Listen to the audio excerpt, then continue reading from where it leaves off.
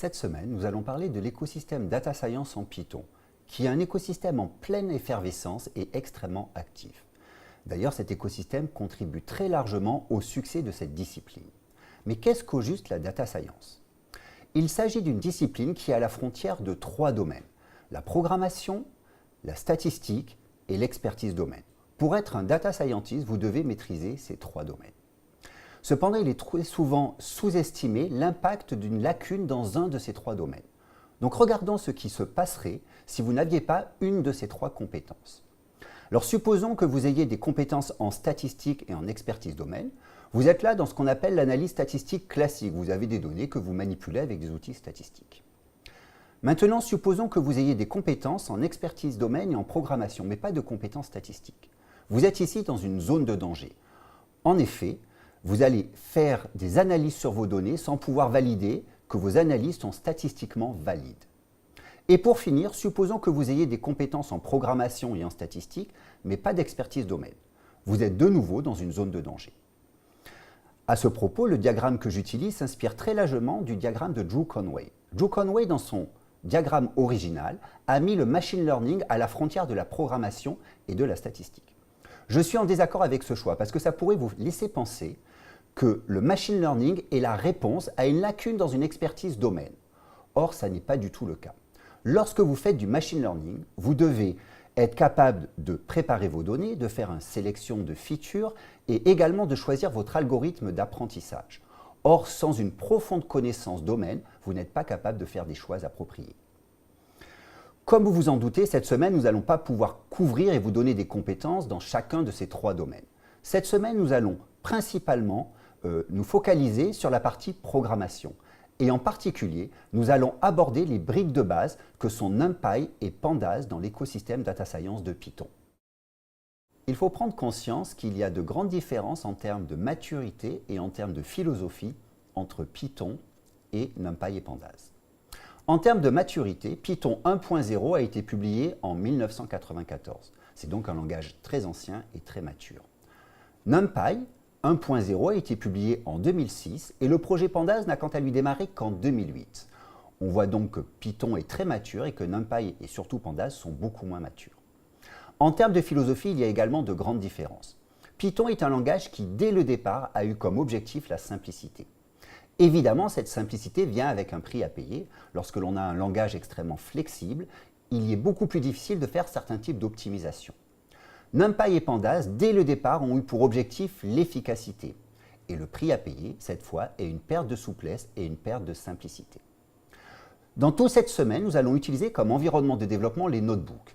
En effet, les notebooks sont l'environnement de choix pour toute la communauté Data Science, parce qu'ils permettent de faire ce qu'on appelle des runnable papers. Ce sont des papiers dans lesquels on peut mettre du texte formaté, mélangé avec du code et avec lesquels on peut interagir dynamiquement avec nos données. Ouvrons maintenant un notebook pour commencer à regarder la performance de NumPy et Pandas. Mon objectif ici est de vous montrer l'intérêt des librairies NumPy et Pandas sur deux exemples très simples. Bien évidemment, nous reviendrons très largement sur ces exemples dans la suite. Donc ici, l'intérêt, c'est juste de voir une première motivation. Donc commençons avec NumPy. Pour cela, je vais créer une liste, L, qui va contenir 1000 éléments. Et je vais créer un tableau NumPy qui va contenir les mêmes 1000 éléments. Donc on crée un tableau NumPy avec np.array à partir par exemple d'une liste. Et maintenant on va calculer le carré de ces éléments. Donc on sait faire ça très bien avec les compréhensions de liste. Donc regardons un exemple. Je vais faire un time_it de x au carré pour x dans L. Et donc ensuite je vais faire la même chose. Je vais faire un time_it de x au carré pour x dans A. Donc regardons la performance que j'ai pour la liste. Pour la liste, le time_it a pris 328 microsecondes pour calculer le carré de ces 1000 éléments. Et pour le tableau NumPy, ça a pris 216 microsecondes. Donc on voit qu'on a un gain de performance important dans ce truc-là, donc on va dire autour de 30% de gain de performance. Mais la vraie performance que l'on obtient avec les tableaux NumPy, c'est en utilisant un nouveau concept qui n'existe pas en Python. C'est le concept de vectorisation. Donc regardons cet exemple. je vais refaire mon même time-it, mais maintenant, je vais utiliser cette opération de vectorisation. Donc, pour prendre les carrés des éléments d'un tableau, je n'ai qu'à écrire mon tableau que j'élève au carré. Et cette opération va appliquer l'opération carré sur chaque élément du tableau. Exécutons cela, et donc regardons le temps d'exécution de cette opération fait maintenant avec le principe de vectorisation, qui est spécifique à NumPy. Et on va voir que ce temps d'exécution est beaucoup plus rapide que ce que l'on obtient avec des compréhensions de listes classiques, que ce soit sur des listes ou sur des tableaux. Et donc, effectivement, on est passé de 328 microsecondes à 1,42 microsecondes, donc un gain de performance absolument majeur. Donc encore une fois, nous reviendrons très largement sur ces notions de vectorisation, de création de tableau NumPy. C'était juste pour vous donner une impression ou un premier aperçu de l'intérêt de NumPy. Maintenant, j'aimerais vous montrer un deuxième exemple pour la librairie Pandas. Donc pour ça, je vais importer un jeu de données. Donc ça aussi, nous reviendrons dessus dans une prochaine vidéo. Un jeu de données sur les passagers qui ont embarqué dans le Titanic. Donc j'exécute cette instruction qui me permet de charger mon jeu de données et je vais regarder à quoi ressemble ce jeu de données. Donc si je regarde, en fait, c'est un grand tableau. Et dans ce grand tableau, j'ai un certain nombre de colonnes. Donc j'ai une colonne Survived qui me donne si ce passager a survécu ou pas à la catastrophe du Titanic. Ensuite, j'ai une colonne Sexe qui va me dire si ce passager était un homme ou une femme. Et j'ai une colonne Classe qui va me dire dans quelle classe était ce passager.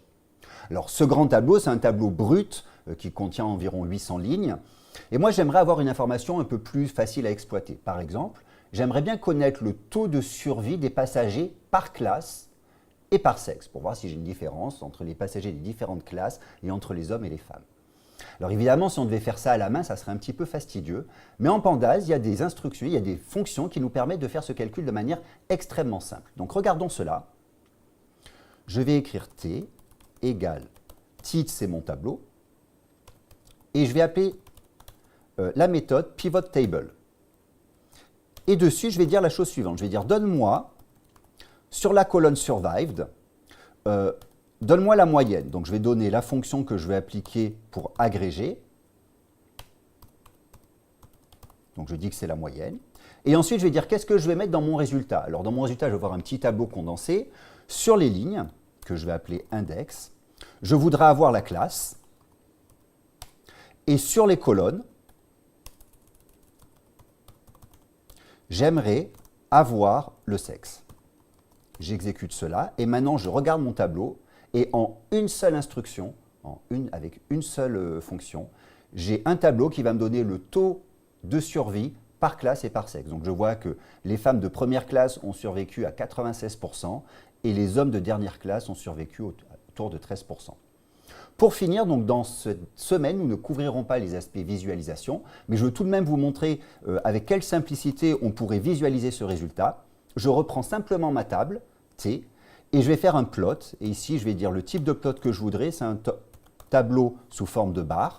Et donc, regardons le résultat que j'obtiens. Et avec une seule instruction plot, je vais obtenir mon taux de survie par classe et par sexe. Donc, les femmes de première classe ont survécu à plus de 90% et les hommes de dernière classe ont survécu autour de 13%.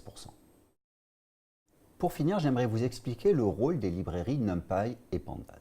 NumPy, c'est la librairie de référence pour manipuler des tableaux en Python. Donc la caractéristique de NumPy, c'est qu'on va créer des tableaux multidimensionnels qui contiennent que des objets du même type. Une autre caractéristique de NumPy, évidemment, c'est cette très grande performance avec ses opérations de vectorisation, mais nous reviendrons largement dessus. Pandas, quant à lui, c'est la librairie de référence qui permet d'ajouter des index au tableau NumPy. Donc, ça sert à quoi ces index?